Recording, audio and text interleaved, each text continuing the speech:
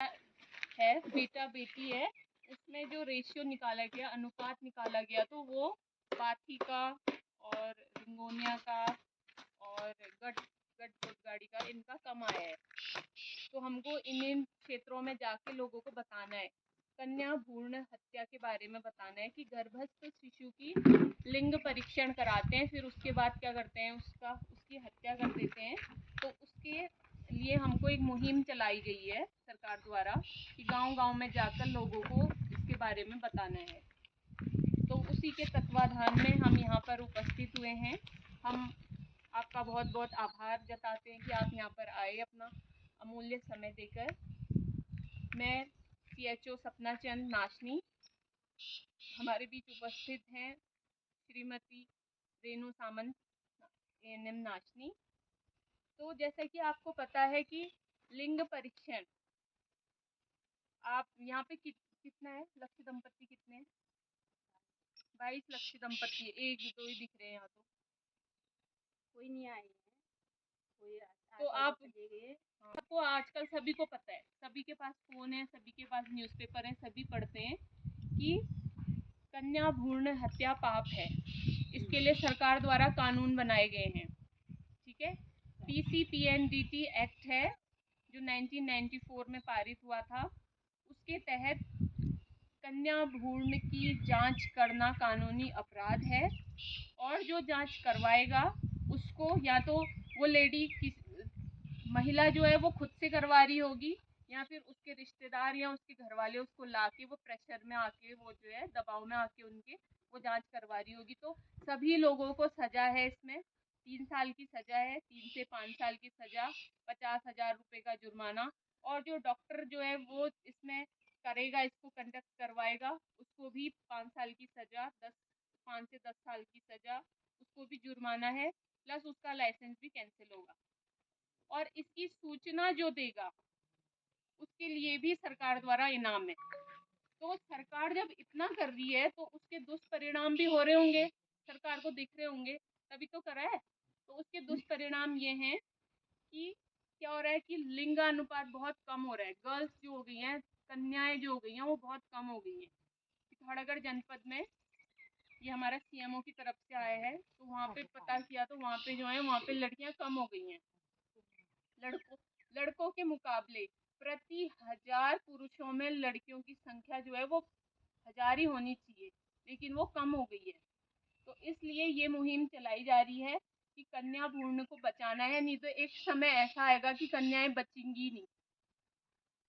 तो इसलिए हमको ये अपने आसपास भी इस बात को जागरूकता फैलानी है। सबसे पहले तो अपनी फैमिली में, उसके बाद है ना, सबसे पहले अपनी फैमिली में, अपने गांव में, उसके बाद ही तो बड़े लेवल में होगा ना।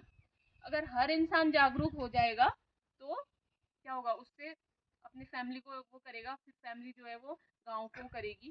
तो उससे क्या होगा कि लिंगानुपात जो होता है, कहीं ना कहीं हम इसको कम करने में अपना सहयोग दे सकते हैं। तो इसीलिए हम यहाँ पे उपस्थित हुए हैं। और जहाँ तक हम क्यों कर रहे हैं, भ्रूण हत्या क्यों करते हैं, ये भी एक बड़ा क्वेश्चन है कि क्यों करते हैं। क्या तो हम लोग सोचते हैं कि पालना है, जैसे आप लोग बेटे को पालते हो वैसे बेटी को भी पालो, है ना। बेटियां कहाँ नहीं पहुंची हैं जहाँ बेटे पहुंचे हैं। IPS ऑफिसर देख लो, IAS ऑफिसर देख लो, है ना, डॉक्टर देख लो, इंजीनियर्स देख लो, कहाँ कहाँ नहीं पहुंची हैं। पायलट देख लो, जहाँ लड़के हैं वहाँ लड़कियां भी हैं। जैसे लड़कियों को पालते हो, उसको खिलाते पिलाते पढ़ाते हो, वैसे ही बेटियों को भी पढ़ा सकते हैं। तो ये चीजें हमको समझनी होंगी, क्योंकि हमारा समाज ही ऐसा बनाया गया है कि वहाँ पे लड़कियों को पुरुष प्रधान बना दिया गया है समाज, कि लड़का होना जरूरी है ना।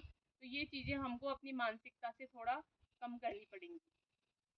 तो उतना ही महत्व एक कन्या को भी देना है जितना कि एक लड़के को हम दे रहे हैं, ठीक है। उम्मीद करती हूँ कि 1% भी आप लोगों को थोड़ी बातें समझ में आई होंगी, तो उसमें आप लोग कार्य करेंगे, ठीक है। तो मैं रेणु सामंत जी को इनवाइट करूँगी कि वो थोड़ा इसके विषय में जानकारी देंगे। बहुत अच्छी जानकारी दी, क्योंकि बाथी जो है काफ़ी दूरस्थ क्षेत्र में आता है, क्योंकि जो भी जानकारी आती है पब्लिक में, तो आम पब्लिक में तो एकदम से फैल जाती है, लेकिन थोड़ा ये गांव साइड साइड में या काफ़ी दूर होने की वजह से जानकारी कम पता चलती है।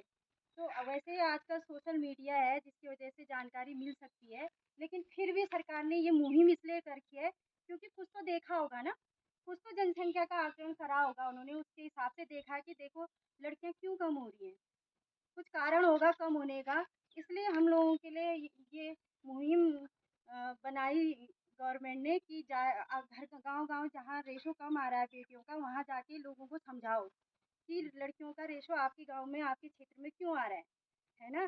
कहीं न कहीं लोग गलत ढंग से भ्रूण हत्या कर ही रहे होंगे, तभी जाके ये रेशो कम आ रहा है। नहीं तो दूसरी जगह तो रेशो कम नहीं आ रहा है। और जहाँ लड़कियों की बात है, वैसे ही आप लोगों ने सुना भी होगा, गाड़ियों के पीछे लिखा रहता है बेटी बचाओ बेटी पढ़ाओ। सुना है ना आप लोगों ने, आजकल हर जगह लिखा रहता है बेटी पढ़ाओ बेटी बचाओ। क्यों? क्योंकि बेटियों की इतनी कमी हो रही है। अगर संसार में अगर बेटियां ही नहीं होंगी, क्या संसार चल पाएगा? हमारा संसार ही बेटियों से निर्भर है। यहाँ पर जितनी भी हैं लेडीज ही है ना, तो कभी ना कभी तो वो बेटी रही होंगी ना।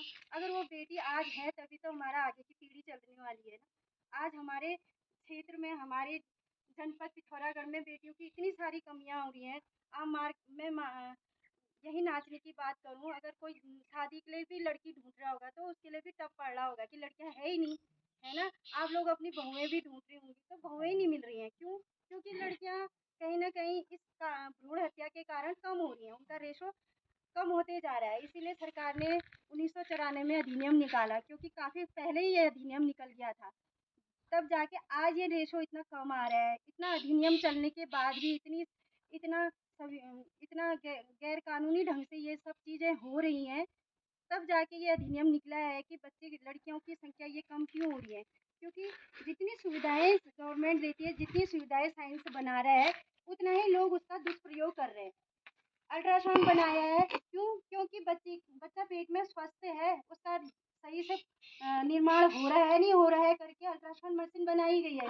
लेकिन लोग और डॉक्टर पैसे कमाने के लिए इतना व्यस्त व्याप्त हो गए हैं, यानी उनको इतना लालच आ गया है उनको कि वो कुछ नहीं देख रहे हैं, बस उन लोग पैसे कमाने हैं। क्यों? क्योंकि उन्होंने देखना नहीं है कि आगे को ये इसका क्या परिणाम हो सकता है। लेकिन फिर भी एक डॉक्टर होके वो कहीं न कहीं अल्ट्रासाउंड कर रहे हैं, और जो भी ये अल्ट्रासाउंड करा रहे हैं या कर रहे हैं, उनके लिए अधिनियम बना है। अगर वो ऐसा काम कर रहे हैं तो वो दंड के पात्र होंगे, साथ में उनका लाइसेंस भी रद्द होगा, और जो गार्जियन अपना जाँच करने के लिए जा रहे हैं, उनके लिए भी सज़ा दिलाई गई है। तो मैं ज़्यादा कुछ ना कहते हुए बस इतने में विराम करूँगी कि आप लोग सयाने भी हैं इसमें, आप लोग आगे को शिक्षा दे सकते हैं, लोगों को बता सकते हैं, है ना।